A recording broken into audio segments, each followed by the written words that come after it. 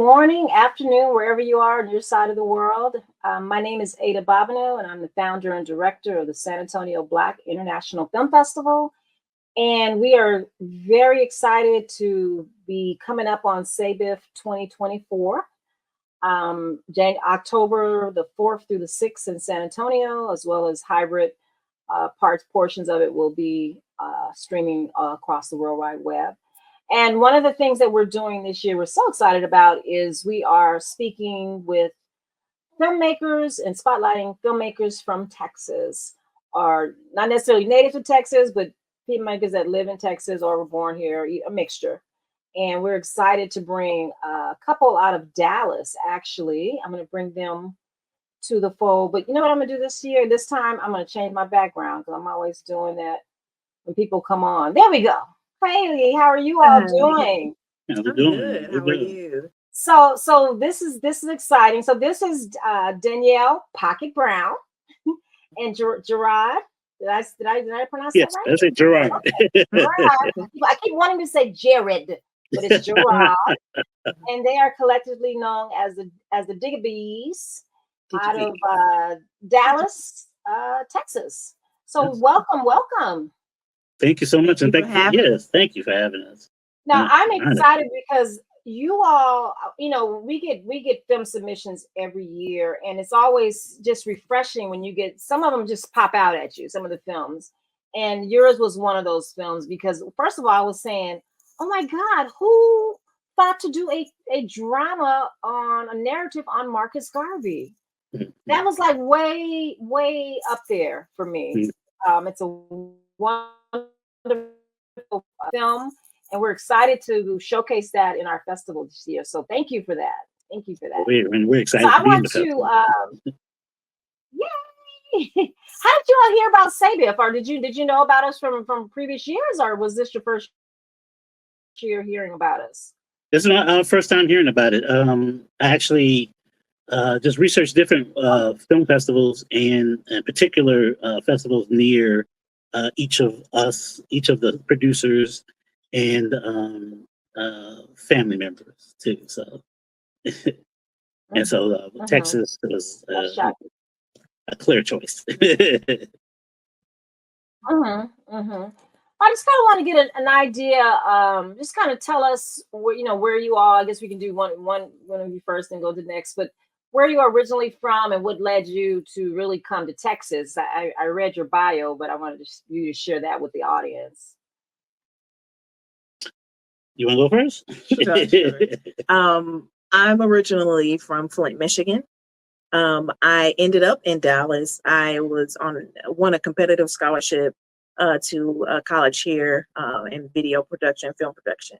And that's how I ended up here. The plan was to go back. But while I was down here, I met Jirard. I was doing video, and I was a drummer. And you want to tell the rest of the story? So he had a band. Yeah. So for me, my mom moved down here for work, and so it brought me to Dallas, and so I've been here since the early '80s. And I've gone back and forth a couple times, but grew up primarily in Texas. When Pocket came, actually had a band at the time, and we were looking for a drummer. And a mutual friend of ours knew we needed a drummer and knew Pocket. And it's like, hey, I know the perfect person for you. So I had some event in my place, and he brought it through, and the rest is history. We clicked immediately, and everything flourished from there. Like the evidence of Diggabees, starts there with this band. Well, I mean, so you both of you are artists. You had a scholarship to come here, so both of you are pretty much artists. You're a musician.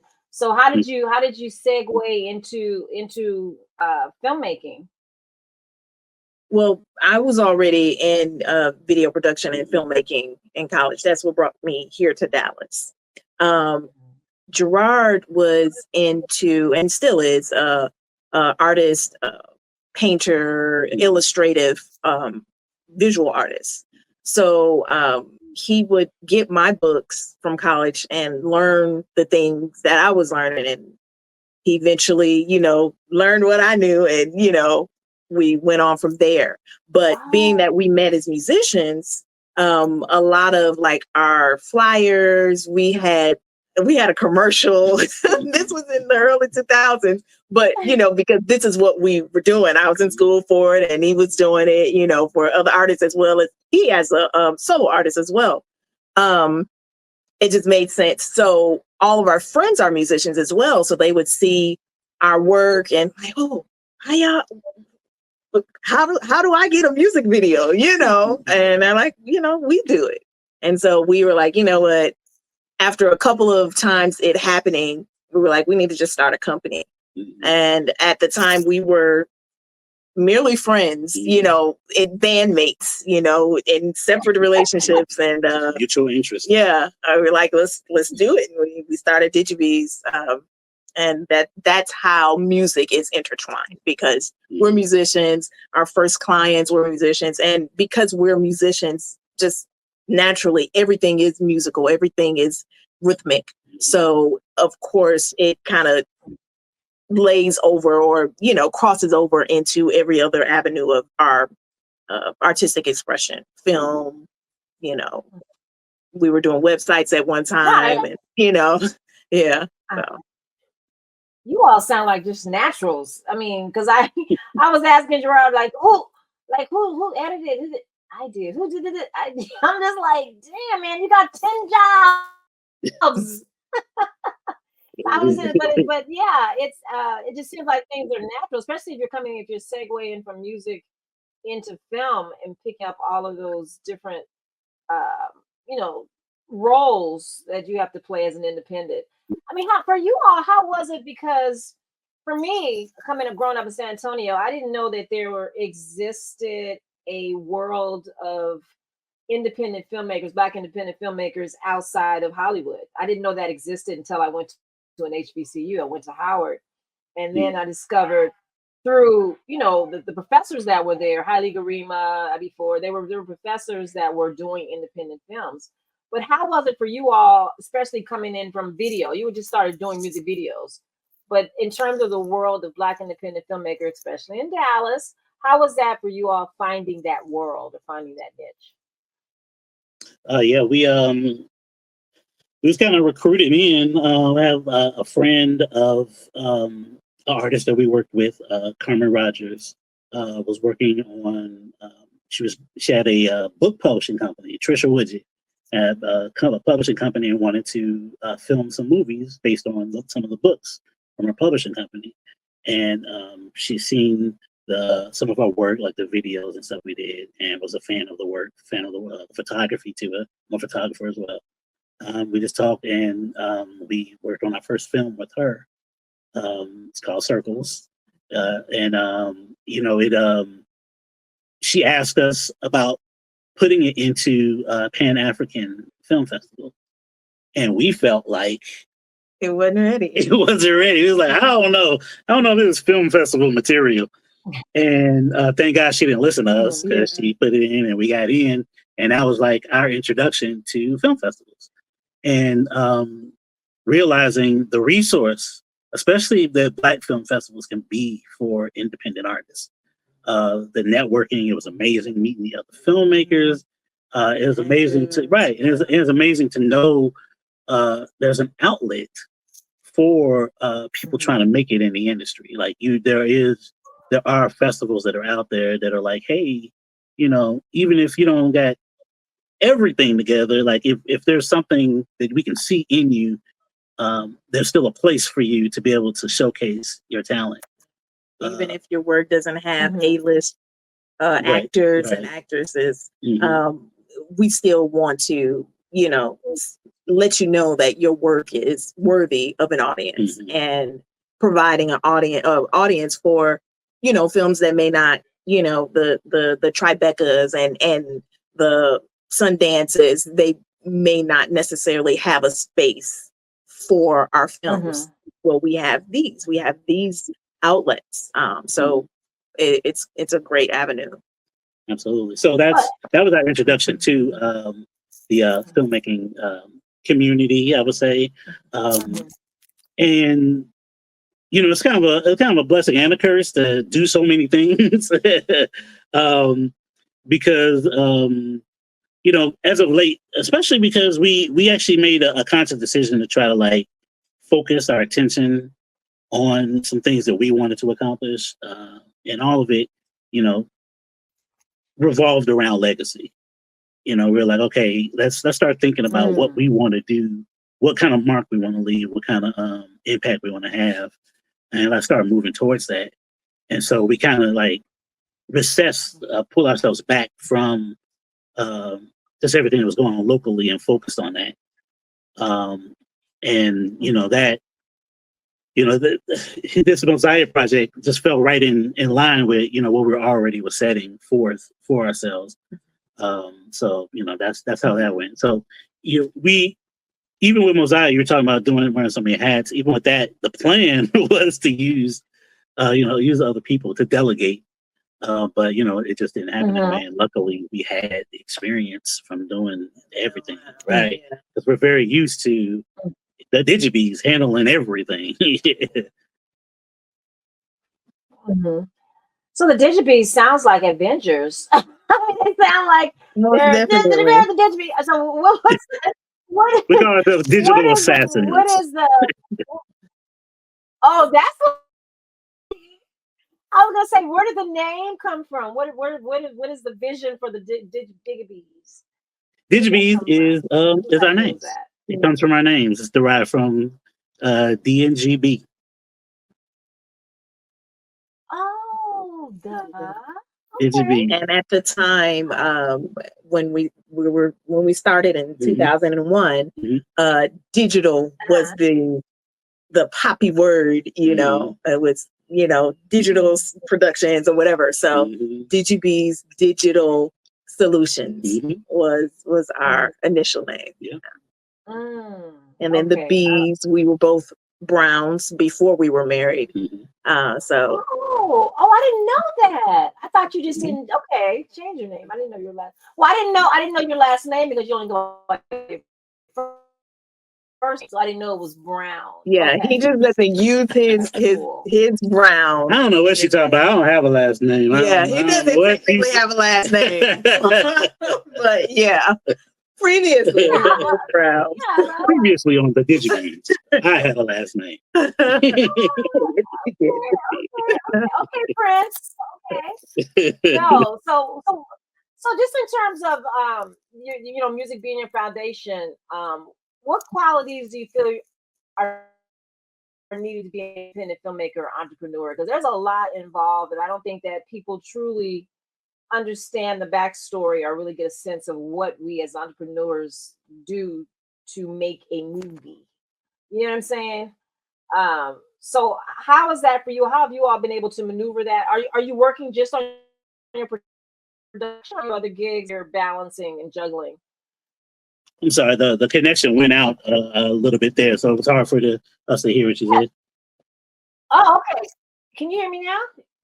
Can you hear me better? I'm getting like a lag.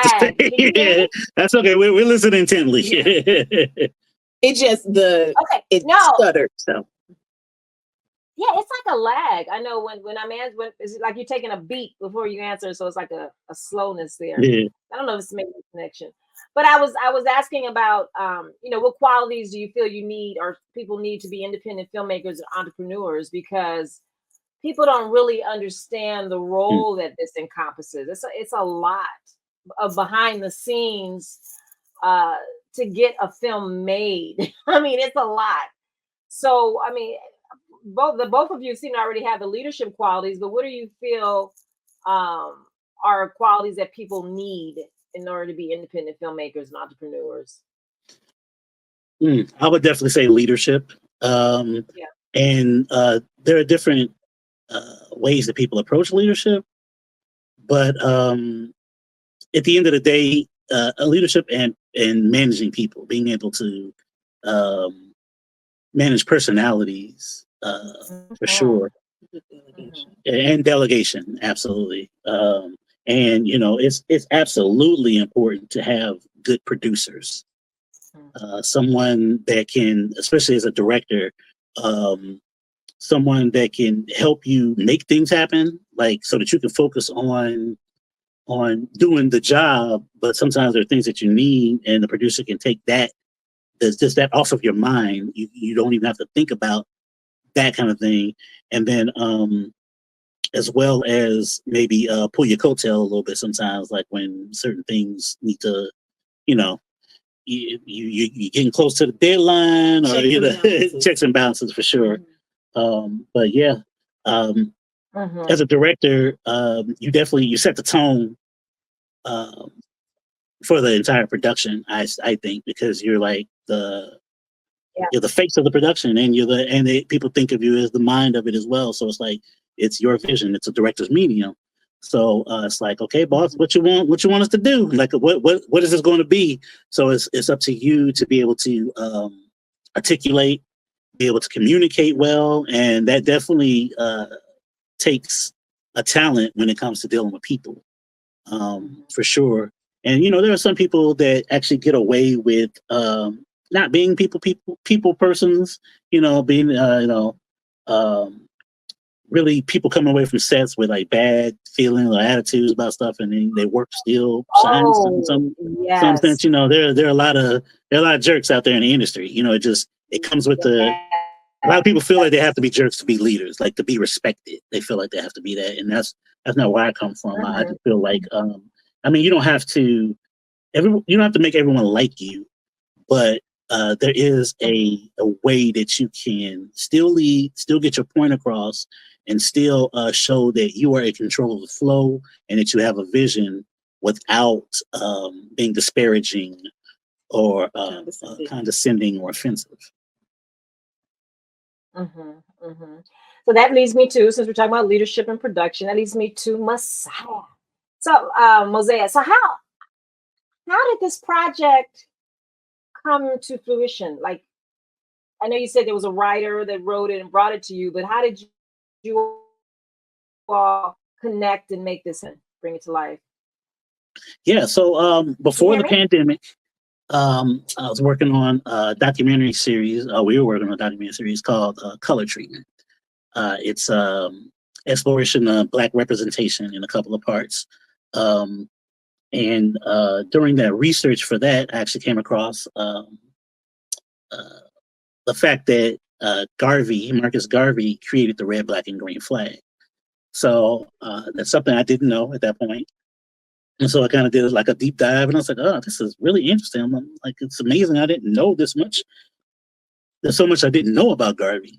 So I was like, I definitely need to include this in the documentary, once I finish my research.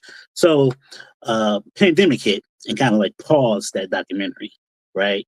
So as we're coming out of the pandemic and trying to like gear up for the production again, our production partner Alima sent us the script for Mosiah, and it's written by Samuel Lee Fudge, and she asked us if we wanted to shoot the film, and so it's like, okay, let's check out the script.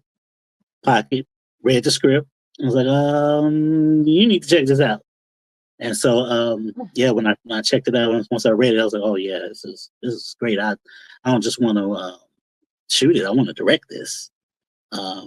So that's where it starts. Since I had done the research, I knew there wasn't anything out there about Garvey. There is one documentary. Yeah, there was a documentary. There was a couple documentaries now. That documentary at the Crosswind, I think at the Crosswind, that was Whirlwind. Oh, that was excellent. Yeah. Yes, excellent. Stanley Nelson. Yeah, Stanley Nelson. Thank you. And then there's another one that just came out like the last couple of years, African Redemption. I didn't know that one. So, and his name is escaping me. Oh, Roy Anderson is the director of that, and he worked with the Garvey family on that. So, that just came out recently. So, but we knew there was no narrative. There's talk of narrative. There's been talk of narratives for quite some time, but no one's pulled the trigger yet. So it's like, this is a wonderful opportunity to get out there and put our mark out there, and as the first people to make a narrative about Marcus Garvey.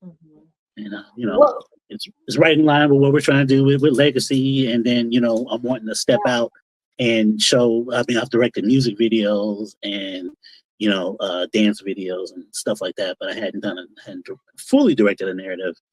Technically, I'll say, because I've co-directed some other stuff too, narratives. But yeah, I want to be able to have something that be a showcase piece. Says, yes, I can direct narratives too.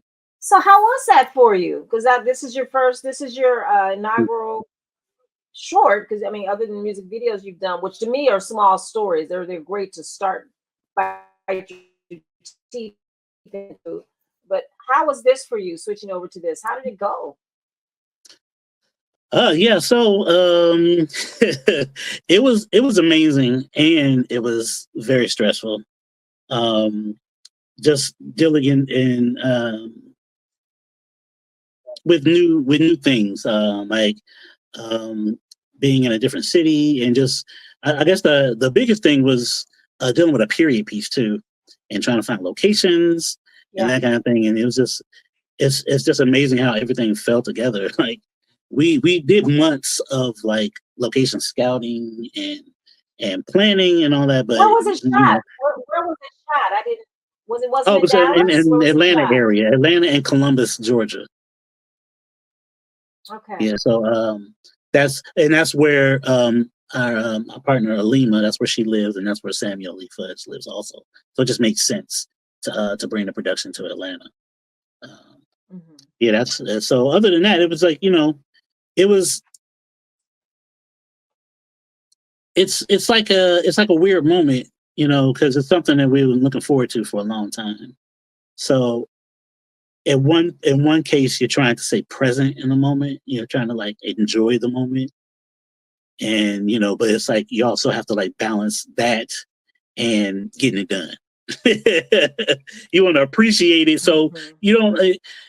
I appreciate it sometimes during it, but it was like when you get home after the shoot, and since I'm also the DP and the and the editor and the DIT and all that, so after the shoot is over, I get home, dump the footage, and look at it. And go, oh my God, this is going along okay. Like we might pull this off. Like so that part has been, and it's exciting. Going through it and just it was a nice excitement about the project, just knowing that we're like treading ground that hadn't been tread before yet. So that was exciting as well. Pocket, what was your role on the production? Executive producer as well as music supervisor. I was in charge of making sure the music fit and drove the tone correctly with the visuals presented and what the dialogue is going on. And Jirard kind of selected, but I agreed with his selection of the composer of the original music, Sean Martin, who was a magnificent musician who we lost during post-production as we were actually going to the studio to work on different changes and tweaks, but my job was to make sure everything was cohesive with his music as well as the other music that is in there, make sure it's all harmonious.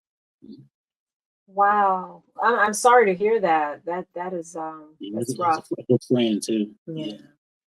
I mean, but the music was wonderful. I mean, it really was. I mean, addition to the lighting and the cinematography, the editing, everything was really put together well. And the actor, I mean, I thought he really did. I was very impressed. Yeah, same here.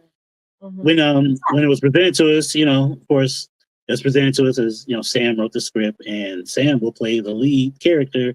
And I was like, you know what? He does look like him, but I need to see a tape or something so I can see, like, can he pull this off? He actually auditioned. Yeah. He sent it. And we were like, oh, hands down, yes, he is. Marcus Garvey. Done. Yes. And then Alima had already scouted out Britt Scales for Amy.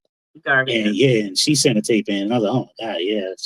She gave me something like I wasn't even looking for, like a subtlety. And I was like, oh yeah, that's gonna work. Yeah. Wow. Yeah, I mean, one of the things I do notice that with productions, even though you know they may be written 10 years and you're trying to do this, when it's ready, things just work out. Right. Hey, they're supposed to. I've experienced that so much with production. But tell us about the process, because this is one of the things we like to get out of these talks is the process. How you were able to put things together, how many days you all shot. I mean, what was your budget? All those things. Just give us a little tidbit of what you all had to go through to bring this to us. Yeah. So budget. Yeah. We'll start with the budget. It's yeah, right. So from budget, what you say? It's Closer to 100 now. Yeah, when you count in our work as well, because there's so many. We do everything. Mm-hmm. You know, that means there's some cost, like financially, we don't have to pay, but in time we do pay. For sure. You know, and not having that time available for other paid. Yeah. For sure. But yeah, so our initial shoot was I believe it was 10 days. Was it 10 days? I think it was a week or 10 days, somewhere in like something in that area, in that range. And so we almost shot everything that we needed. What was left was a graveyard scene and one more scene. I can't think of what it was. It's like we know we need to come back and shoot these two things. And the graveyard scene is actually a few scenes.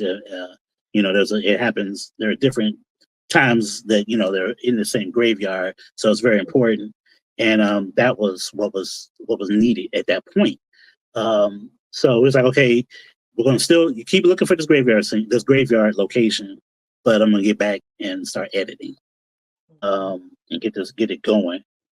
So once again, you got editing. Before you go to that, you got the cooperation of the graveyard without any issues to video. So I'll get to that. Because there's always a story. So I'm editing the film right after this initial shoot. And I realized there's some things I don't like about our shoot. And there are some things that need to be reshot. I'm like, okay, this needs to be reshot along with the graveyard scene that we need to pick up. So go ahead. So our baby is calling. Okay. So I know we need to definitely need to shoot a graveyard scene, but I was like, okay, there's other stuff we need to shoot. So so we planned another. So I basically decided I was going to shoot all of the court scenes over, which is crazy, but it was needed. It's what it needed to be done. And the good thing about that is because of that, I actually expanded what the court scene had in it and added a lot of things, added more to pivotal testimony. So it really turned out to be good that we reshot that court scene. However, when we finally found, the problem with finding a graveyard is it's an open graveyard, it's an open hole, and people had issue with that. They were worried about it collapsing in, that kind of thing. So it was really hard to find a location, and it took definitely a year or so before we could find a location for a graveyard. So, once we found that, then it was like, okay, we're gonna go in and shoot all of this new stuff again, and then shoot this graveyard scene. Before you could find a graveyard with the hole, with the dug in. Yeah, they dug a hole for us to shoot it in. Oh, yeah. Really? Mm-hmm. Wow. Yeah, the interesting thing about that, this isn't a spoiler or anything. It's the truth. It's what happened historically. If anyone knows about Garvey, Garvey's father left him in an open grave overnight, and so it's just interesting. Like when I told the guy that let us use the location, the owner of the cemetery, he's like, "Oh yeah, that's something. My father did the same thing with me and my brothers." I was like, "Oh really?" It's like, okay, it's interesting. Really? That's something that happens that often. Yes. Maybe that's maybe that's a male initiation thing. I don't know. I never heard of that. I never heard of that, but that's interesting. So it was a black graveyard owner? It was a black graveyard No, it was a that white you guy. went to? Oh, really? Yeah. Wow, that's really interesting. Yes. So how did you come across the actors? Because you had the courtroom scene, you had white actors, you had black actors. How did you come across Alima handled most of that. all of them? You had an open call. Yeah, we did have an open call for cast and crew, and Alima is very adept in casting, and she's does some model calls, that kind of stuff too. So she's very much in that world. So she pulled together the actors and actresses that we ended up using. Of course, we got photos of everybody that we could. There's some people historically that there are no photos of. We couldn't find any photos of. But anyone that we could, it's pretty close to the people that were playing. That played them. You'd be amazed how close it was. Of course, we want the essence to be there more than anything. But it just worked out well that. It's like the spirits aligned. everything aligned for us, to make this happen. Did you have to get any rights or anything from his people? Any? I don't know if anybody's lingering around in family that has rights to Garvey, but was there anything that you had to go through on that level? No, there wasn't. Because it's so long ago, and it's a short. So it's not, out for like, distribution in that kind of way, like worldwide distribution. We didn't have to seek that. But I have reached out to the family.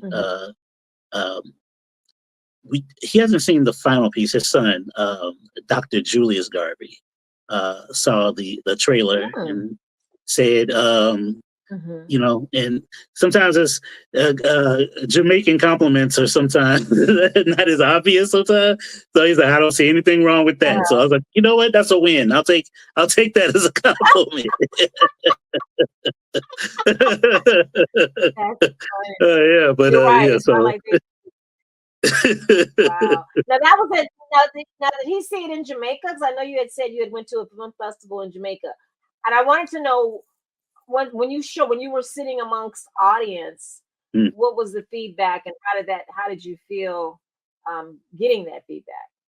Yeah, it was amazing. So as I'm sitting there in the in the audience, and this is something that's repeated in a number of screenings, so I've kind of gotten used to it. It's still kind of hard to get used to, but I've gotten more used to it. But it was particularly off-putting at this screening because A, it's just the second time we've screened it. So this is the second group of people that have seen it. And then B, it's in Jamaica. It's like, oh my God, if anything, this is the test. Like, we're going to find out if I messed up or not. Like, let's find out. And what happened is they were very quiet. So it's a 40-minute short. So 40 minutes of just stone cold, quiet, watching. Intensely. So I'm like, oh, I done messed up. We're about to find out. I got to do a Q&A with these people. Wow. And they loved it. They loved it. They were so quiet because they were concentrating on the film. And I've like I said, it's happened in a lot of showings, and it still gets me, but I've gotten more used to it. And it's like, okay, I'll take that as a blessing. Like, it's engaging enough to where people are actually concentrating on what's happening in the film. Yeah, it does draw you in, and it's intense. I mean, it's not a lot like loose. You can't be talking. You gotta be focused. Right. And we throw a lot at you like immediately. Yeah. Like, there's an opening scene that, there's a lot of information happening in the opening scene, but then there's a prologue. And so in the prologue, it's like, boom. So it kind of like tells you what this movie is about to be. Like, that prologue is making you like, okay, maybe I need to pay attention. Like, let's find out what this is. Like, it's a lot of, and I felt like it was very important to do that prologue to, like, again, we're talking about directors, to set that tone, set the tone for this film off the bat, let you know what this is about to be. And, if nothing else, it's going to be informative and hopefully informative in an entertaining way. It's not in an entertaining way, but Mm. I think that the history that's there Mhm. is so important, and that's part of the draw in, Mhm. because he was such an underrepresented hero in our lives because we're in the US and Yeah. all the shit they put him through in the US. So it was just, it was heavy. It was a heavy 40 minutes, I thought. Mhm. I thought the actor was very intense. You know, Thank he did a good job. He was very intense. It was just, it was really well done. It you. I was really appreciate well it. done.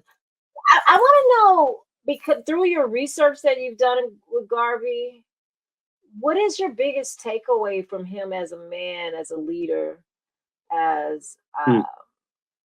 this iconic historical figure that we read about? What have you felt that was the biggest takeaway? And Yeah, he was so huge. He was such a big person, and he had such big ambitions. Um, I think people might like try to like characterize it as being before his time. And in a way, maybe he was. He was definitely ahead. He was ahead of the times. That's what I would say. I think he was at the right time. I don't believe in people being in the wrong time. I think he was at the right time at the right place, to plant those seeds that he planted. They're so important. Like, you know, a lot of people think of him as being like a godfather of Pan-Africanism. A lot of people think of him being godfather of even the civil rights movement, like one of the godfathers of civil rights. I mean, it's all applicable and deserved, because he definitely inspired a whole generation of people to get up and do something. In a time where he came, we have A. Philip Randolph, we have W.E.B. Du Bois, we have people like trying to uplift Black people in their own way, which is very disputed. I think Booker T was around that period too. Yeah, Booker T. Yeah, No, I think Booker T was around that period. Booker T. Washington is the reason he came to America. But unfortunately, he never got to meet him. He passed before he got here. But Marcus Garvey was very influenced, very inspired by Up From Slavery, and that's what brought him to America.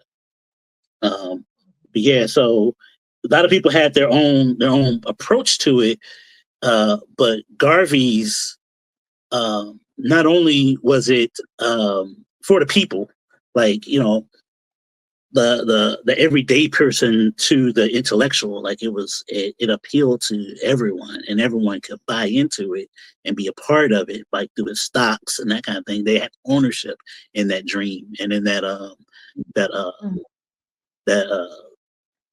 decision, or that movement for generational wealth, for Black empowerment, Black economics, all that stuff, and self-determination. And then on top of that, being proud of being from Africa. It was like Even right. my generation had trouble with like being Garvey, proud of being from Africa.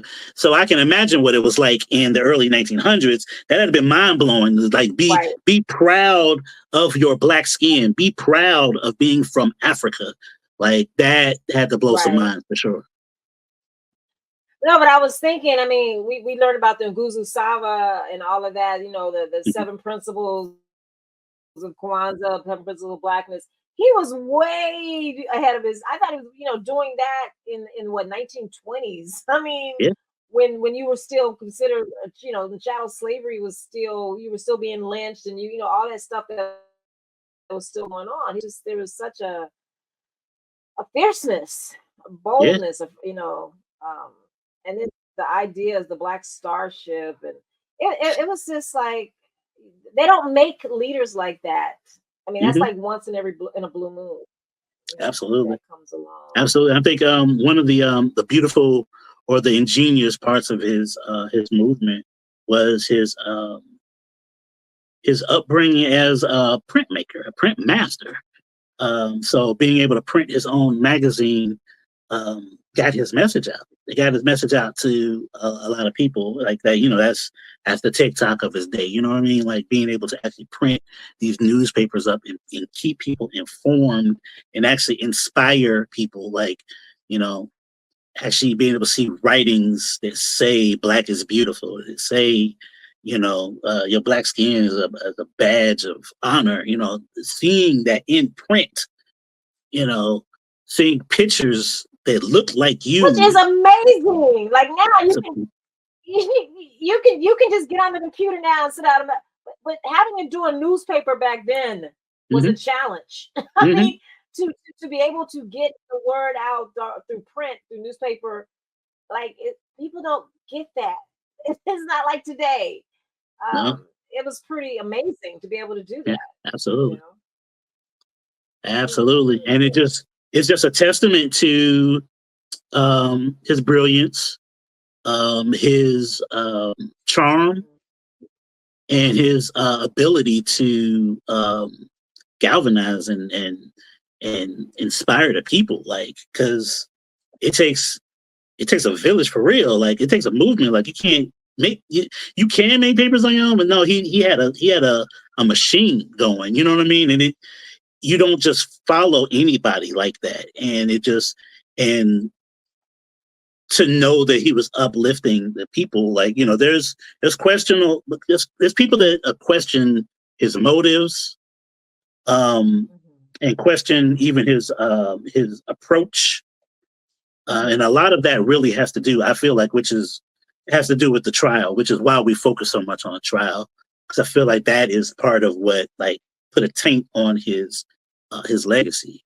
Because a lot of people, because he was actually found guilty of mail fraud in a bogus trial. It was clearly bogus, but he was found guilty. I think a lot of people take that and really still. I don't know that people really look at it in the window of what it was. Like, he's a man in 1920s America that got charged with mail fraud.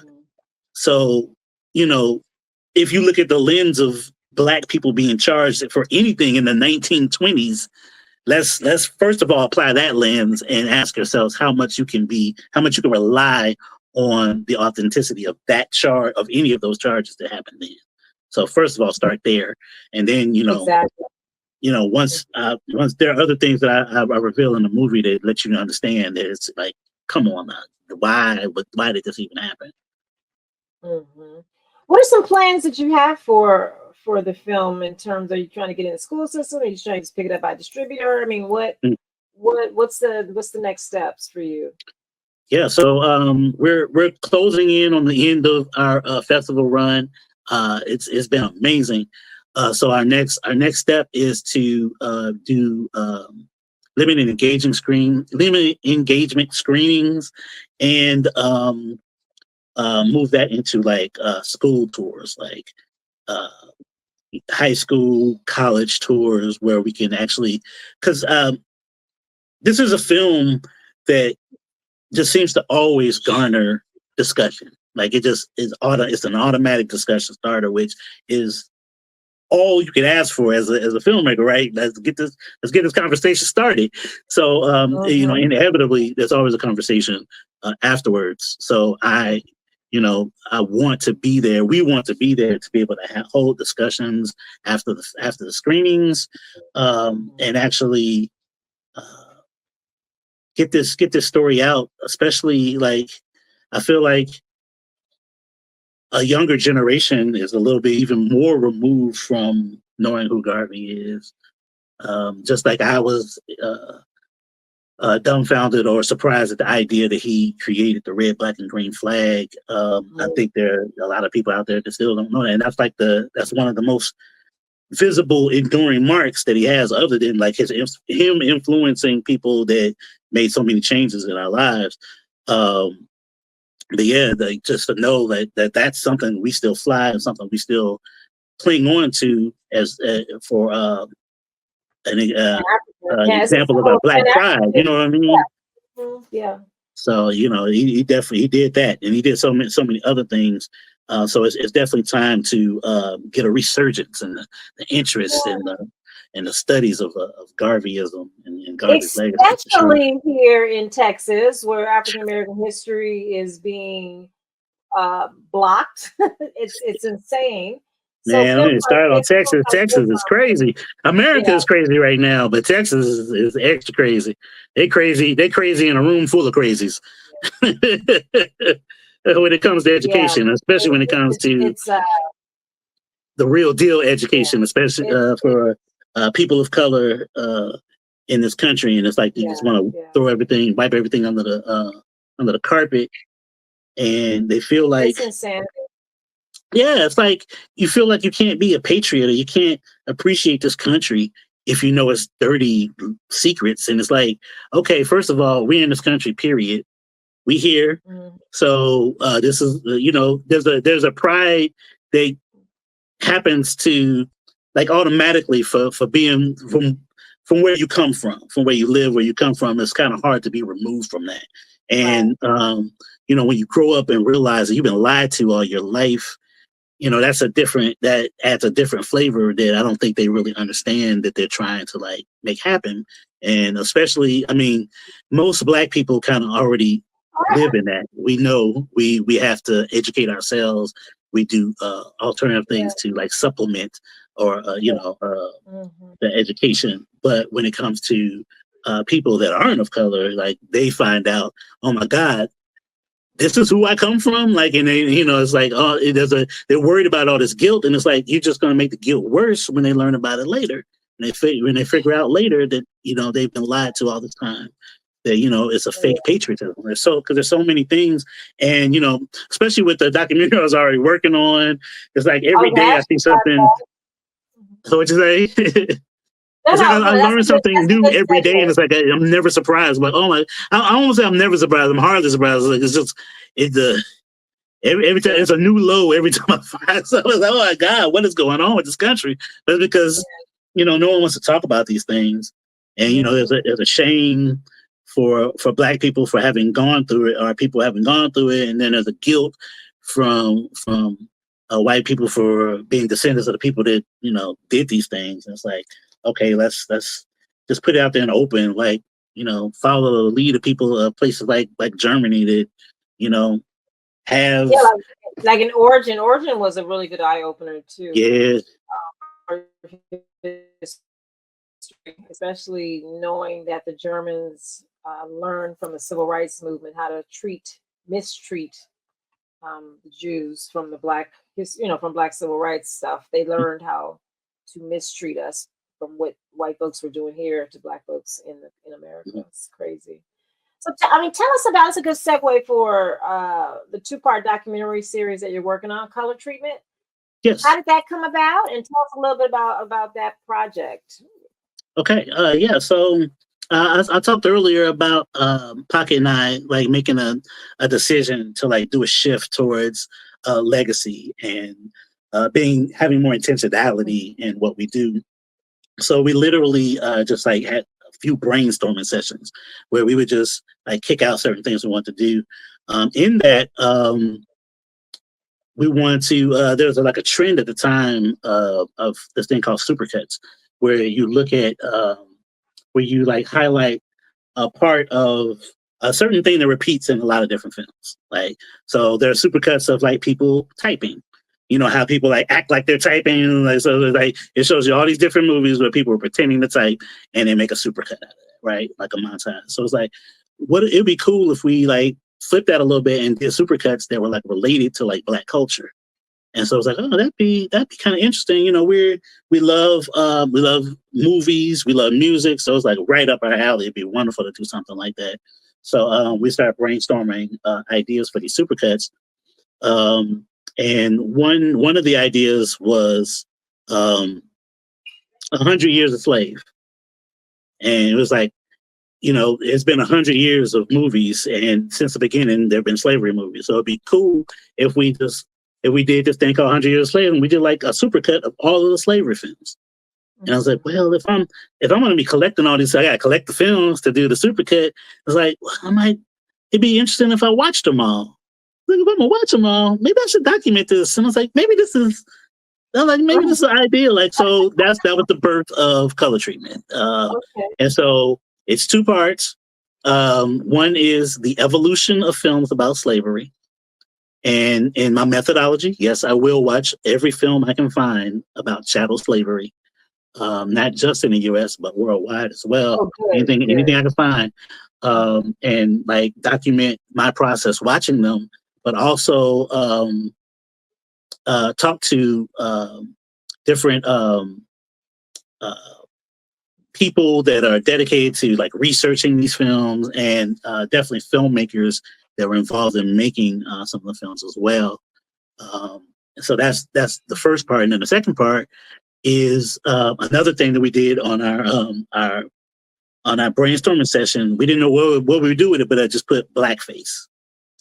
So it's a unavoidable topic when you talk about the evolution of films about slavery, because it starts with blackface. Like, there are actors that are portraying slaves that are not black, so it's already going to be covering that in a way. So it's like, I might as well just start shooting this like together and make it like just two parts, focus one on this, focus one on that. So the other part will be a comprehensive history of blackface, especially in TV and film and TV. So this is a 10-year journey for Color Treatment, or what's your? No, it's not. It's a lot. Just to research along on the slaves. It's a lot. It's a lot. Yeah, it is. It's a lot. It's massive, and I have a crazy collection of films about slavery, and a crazy collection of blackface films and shorts and cartoons. And TV shows and music videos. It's insane. I'm also documenting all of those. So I'm making like a list of films, even the ones I can't find, so I know what to look for. So it was my intention to publish this list, the list. I'm hoping to, I think I don't know. I'm one person, but maybe, once I can hopefully I can get some type of funding and get some help, and be like, what I would want to do is not just document it, but like tell you where it's at, that kind of thing, like be a resource to say, for people that want to see this, or like classes that want to talk about it. It's like, here, these are examples of what this is. These are the movies that come off of the mammy stereotype. These are the ones that have tragic mulatto stereotypes. Speaking of mammy, these are the ones not only just about mammy, but taking advantage of the term mammy. Because when after is that Cantor? Eddie Cantor came out with mammy, like it became a huge thing, and like people would do that. So that kind of thing, like be a resource for that kind of thing. So it's a lot of work, but let's talk. We're going to talk because I have some resources for you to explore. Oh, absolutely. You haven't heard of it. Absolutely, so yes. We'll talk off camera. Okay, so I'm pulling you in already, so you already know. With your background, you in there. No, I will say that the film, like I said, the film Sankofa for me was literally a life-changing film. And we'll talk more about that, but it's just the struggles behind to make a film that, okay, it's not just your roots where everybody's submissive and giving in, but we built a slavery film about resistance. And so yeah, that was there. It was amazing that it was done and how we had to do it. But amazing film. I can't say enough how much I recommend this film. Like I'm like the Sankofa evangelist. Like anytime I ever find out someone that hasn't seen or doesn't know what Sankofa, I'm like, oh my God, right now, go home, or tonight, or when you're ready, because it is heavy. It's like I have to warn you, like, hey, this ain't your regular thing. Like, be ready for this. Like, it's gonna hit you a little bit, but you need this. You need to watch Sankofa, because I think the film, if you know anything about the phrase Sankofa, it is the perfect embodiment of the meaning of the phrase Sankofa. It's a master class in Sankofa. Like, So it's like Yeah, if you that's so let it wrap true. around you, it will change you. So yeah, like I said, I don't get me started. I told you I'm an evangelist. I'm a Sankofa evangelist. It's an Oh, amazing film, that's cool. and That's good. yeah, thank you for your contribution to that film, and thank you for making that happen. Yeah, it was like I said, we'll talk more on that. But what do Yeah. you what's next for you? Just kind of wrapping up. I know color treatment, and that's just massive. Hmm. But is that pretty much going to take you? That's it. That's your next production. Okay. That Okay. is So we're definitely it. looking. I am so that's not all, but Yeah. I am trying to I'm gonna get back into that and get back to there are some people that we've lost that I wanted to be a part of it. So I need to get Yeah. my ball running. I need to get it because I talked to Louis Gossett Jr. and we were trying to set that up and we lost him. I was trying to get to Cicely Tyson, so Um, there are people I need to get to. So I make sure that I solidify this legacy and talk about these things that need to be talked about. So I definitely want to get at least, get the production yeah. going. The research is crazy, and I already have just crazy hard drive full of because I'm crazy like that. So I have crazy resources, but of course there's still more to find and more to do. So yeah, I'm not blinded by the uphill battle it's going to be, but it's going to be worth it. But I definitely know there'll be projects along the way as well. So I have a couple of ideas for projects, for narrative projects, and I'm really haven't. I did co-write Mosiah, but it was a full script already. I just helped tailor it more to what we needed it to be.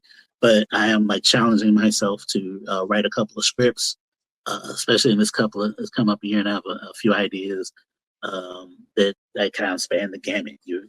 Some horror, some family drama stuff, Yeah. So it's No, definitely I mean, putting it yeah, down. it's just God, I'm just finding it's just maybe it's the older I get, it's just so hard to sit and write now. I mean, my background is really more documentary in terms of what personally I like documentaries, but I had just some other ideas, but it's just so hard to just write because there's so many distractions. I mean, the festival is the biggest distraction, but it's Yeah. hard to get back to yourself and just really write. But hopefully that will change at some point because there's a lot to leave, and we thank you for even having the vision to think legacy in your work. That Thank is you. major right there. You and Danielle Pocket Brown are Oh, doing for your sure. thing. These. Well, we appreciate you. I thank you for this time, and we look forward to coming to San Antonio and Yes. showcasing your works. I'm looking forward to it too. And Forward to I it. appreciate you so much for giving us the spotlight, giving us the opportunity to talk about us and our journey and, talk about this film. I think this is important for people to see, people's journey to make films, Yeah, especially the me ones that too. are out there that want to do this, and it gives them a better sense of how they can accomplish it. These people did it, I can too. And if that's who you are, if you're listening, and that is what you think, that yes, you can do it too, and you have no No, excuse. There are too many no. resources out there to find out. Like I've never had. I mean, I've worked on documentaries before, but not to this extent. I saw that this is something I could do, and I just decided I was going to do it. So I looked it up, and I've found as many videos about it and did master classes about it, so that I could get the right, stuff to help me accomplish it. So there's no excuse for you to not accomplish what you feel like you want to accomplish. Get it done. Shoot Thank it. you so much. Yes, I get this agree. done. Shoot it. Where's my video?